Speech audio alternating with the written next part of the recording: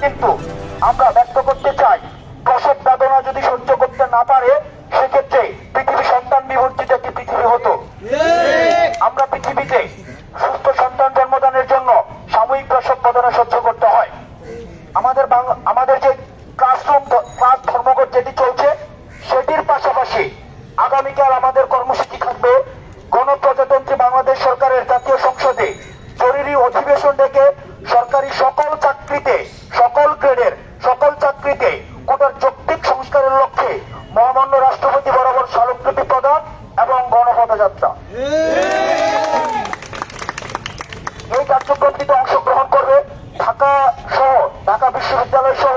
জগন্নাথ বিশ্ববিদ্যালয়, সাত college, Dhaka college, Sherebangla কৃষি বিশ্ববিদ্যালয় সহ ঢাকার আশেপাশে ঢাকাস্থ যে বিশ্ববিদ্যালয়গুলো রয়েছে,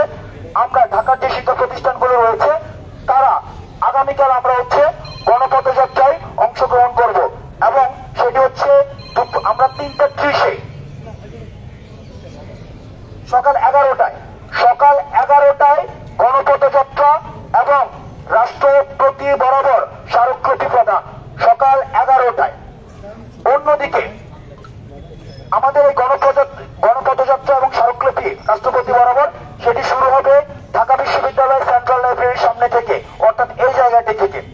দ্বিতীয়ত, আমাদের এই কর্মসূচির পাশাপাশি সারা বাংলাদেশের অন্যান্য যত শিক্ষা প্রতিষ্ঠান রয়েছে সকল শিক্ষা প্রতিষ্ঠান নিজ নিজ জেলা প্রশাসকের কার্যালয় বরাবর গণপদযাত্রা করে জেলা প্রশাসকের মাধ্যমে মহামান্য রাষ্ট্রপতি বরাবর স্মারকলিপি প্রদান করবেন। অর্থাৎ আমাদেরকে যে রাজপথে বারবার ফেলে দেওয়া হচ্ছে, আমাদেরকে রাজপথে থেকে যেতে বাধ্য করা হচ্ছে, আমরা ছাত্ররা লজিক্যাল এন্ড কনস্ট্রাকটিভ সলিউশনের জন্য যতগুলো পথ প্রয়োজন আমরা ছাত্ররা সেই পথগুলো অবলম্বন করব।